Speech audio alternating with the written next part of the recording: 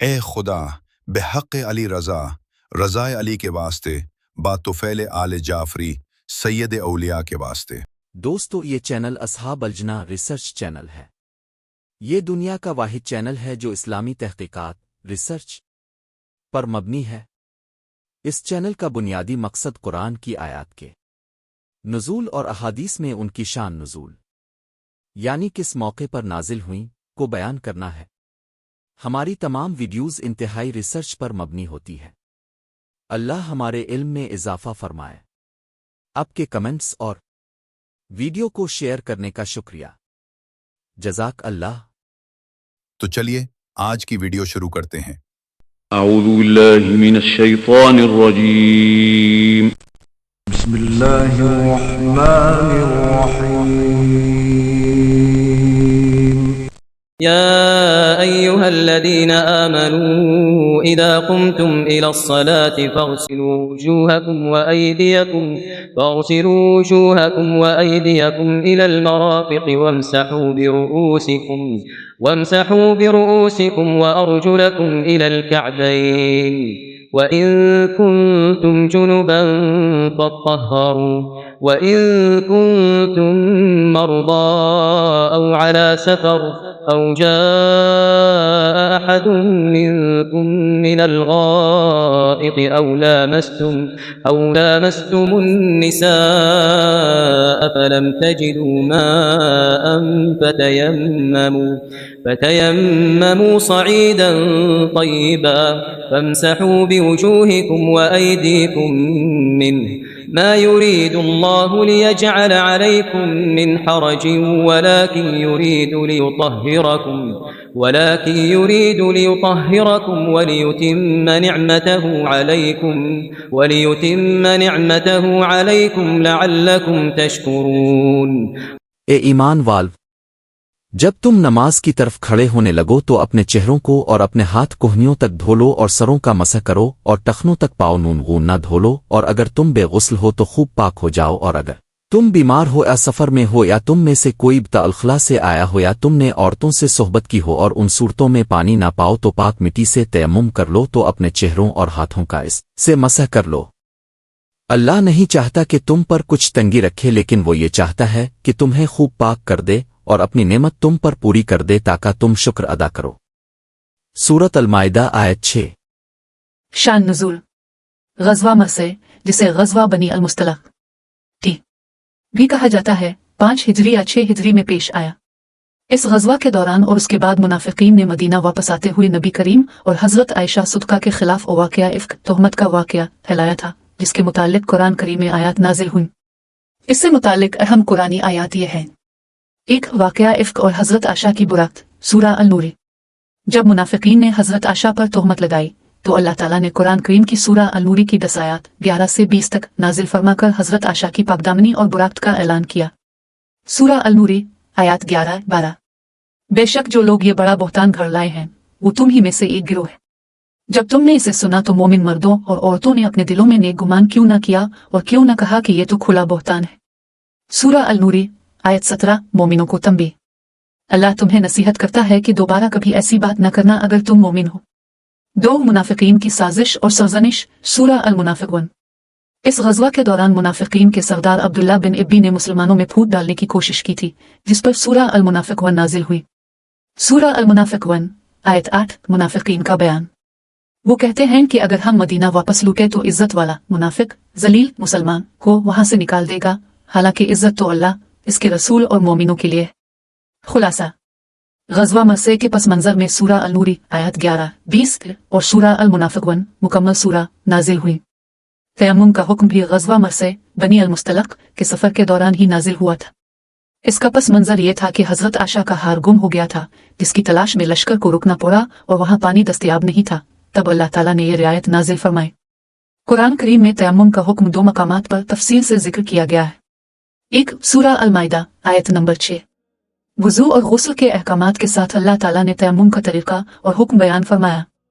اور اگر تم بیمار ہو یا سفر میں ہو یا تم میں سے کوئی قضائی حاجت سے آیا ہو یا تم نے عورتوں سے مباشرت کی ہو اور تمہیں پانی نہ ملے تو پاک مٹی سے تیمم کر لیا کرو، اس سے اپنے چہروں اور اپنے ہاتھوں کا مسح کر لیا کرو۔ 2 سورہ النساء آیت نمبر 43۔ इस आयत में भी मिलता जुलता हुक्म दिया गया है। और अगर तुम पानी न पाओ तो पाक मिट्टी का कस्द करो और अपने चेहरों और हाथों पर मस कर लो, बेशक अल्लाह मुआफ करने वाला और बख्शने वाला है। तयम्मुम के बुनियादी मसाइल। इजाजत कब है? जब पानी दस्तयाब ना हो, अब पानी के इस्तेमाल से बीमारी बढ़ने का खतरा हो। तरीका: पाक मिट्टी पर दोनों हाथ मारकर चेहरे का मस करना और फिर दोबारा हाथ मारकर कोहनियों समेत दोनों हाथों का मस करना। हिकमत: अल्लाह ताला दीन में तंगी नहीं चाहता बल्कि तहारत और आसानी चाहता है। इस निकाह के पीछे एक अजीम हिकमत और दीनी मकसद था। एक निकाह का पस मंजर। हजरत जूरा कबीला बनी अल-मुस्तलक के सरदार हारिस बिन इब्बी ज़रार की बेटी थी। जब यह कबीला शिकस्त खा गया और उनके लोग कैदी बने तो हजरत जूरा हजरत साबित बिन क़स के हिस्से में आए। उन्होंने अपनी आज़ादी के लिए मुकातबत रकम के बदले आज़ादी का मुआहदा कर ली। 2 नबी करीम की पेशकश। हजरत जूरा रसूल अल्लाह के पास मदद के लिए आए तो अपने उनकी इज्जत नफस और ख़ानदानी शराफत का ख्याल रखते हुए फरमाया, क्या तुम इससे बेहतर बात कबूल करोगी? मैं तुम्हारी तरफ से रकम अदा कर देता हूँ और तुमसे निकाह कर लेता हूँ। उन्होंने बखुशी उसे कबूल कर लिया। 3 इस निकाह का बरकत वाला असर।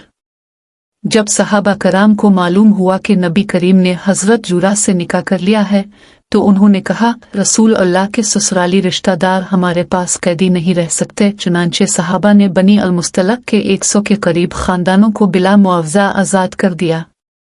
4 हजरत आयशा का तबसरा। हजरत आयशा सदका फरमाती थी, मैंने हजरत जूरा से बढ़कर अपने कबीले के लिए बाबरकत साबित होने वाली कोई औरत नहीं देखी।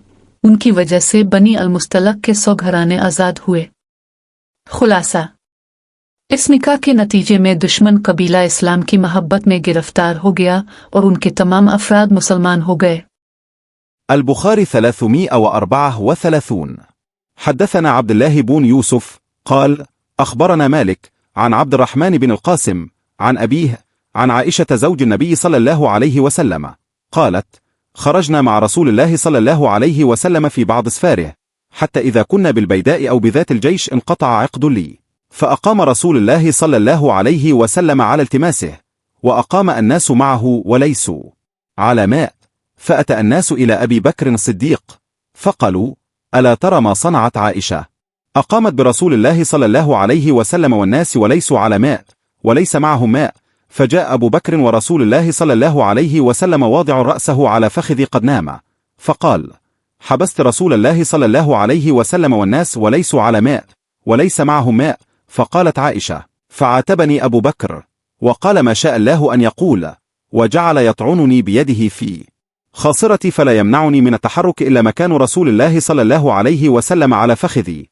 فقام رسول الله صلى الله عليه وسلم حين أصبح على غير ماء فأنزل الله آية التيمم فتيمموا فقال أسيد بن الحضير ما هي بأول بركتكم يا آل أبي بكر قالت فبعثنا البعير الذي كنت عليه فأصبنا العقد تحته हम रसूल अल्लाह सल्लल्लाहु अलैहि वसल्लम के साथ बासफर गज़वा बनी अल-मुस्तलक में थे। जब हम मकाम दीक अज़ात अल-जैश पर पहुंचे तो मेरा एक हार खो गया। रसूल अल्लाह सल्लल्लाहु अलैहि वसल्लम उसकी तलाश में वहीं ठहर गए और लोग भी अब सल्लल्लाहु अलैहि वसल्लम के साथ ठहर गए, लेकिन वहां पानी कहीं करीब में ना था। लोग अबू बकर रज़ी अल्लाह अन्हु के पास आए और कहा, ई आयशा रज़ी अल्लाह अन्हा ने क्या काम किया कि रसूल अल्लाह सल्लल्लाहु अलैहि वसल्लम और तमाम लोगों को ठहरा दिया है और पानी भी कहीं करीब में नहीं है और ना लोगों ही के साथ है। फिर अबू बकर सिद्दीक रज़ी अल्लाह अन्हु तशरीफ लाए। रसूल अल्लाह सल्लल्लाहु अलैहि वसल्लम अपना सर मुबारक मेरी रान पर रखे हुए सो रहे थे। फरमाने लगे कि तुमने रसूल अल्लाह सल्लल्लाहु अलैहि वसल्लम और तमाम लोगों को रोक लिया, हालांकि करीब में कहीं पानी भी नहीं है और ना लोगों के पास है। आयशा रज़ी अल्लाह अन्हा कहती हैं कि वालिद माजिद रज़ी अल्लाह अन्हु मुझ पर बहुत खफा हुए और अल्लाह ने जो चाहा उन्होंने मुझे कहा और अपने हाथ से मेरी कोख में कचोके लगाए। रसूल अल्लाह सल्लल्लाहु अलैहि वसल्लम का सर मुबारक मेरी रान पर था, इस वजह से मैं हरकत भी नहीं कर सकती थी। रसूल अल्लाह सल्लल्लाहु अलैहि वसल्लम जब सुबह के वक्त उठे तो पानी का पता तक ना था। बस अल्लाह ताला ने तयम्मुम की आयत उतारी और लोगों ने तयम्मुम किया। इस पर अस्यद बिन हज़र रज़ी अल्लाह अन्हु ने कहा, ए अल इब्बी बकर, یہ تمہاری کوئی پہلی برکت نہیں ہے، عائشہ رضی اللہ عنہا نے فرمایا۔ پھر ہم نے اس اونٹ کو ہٹایا جس پر میں سوار تھی تو ہار اسی کے نیچے مل گیا۔ البخاری 334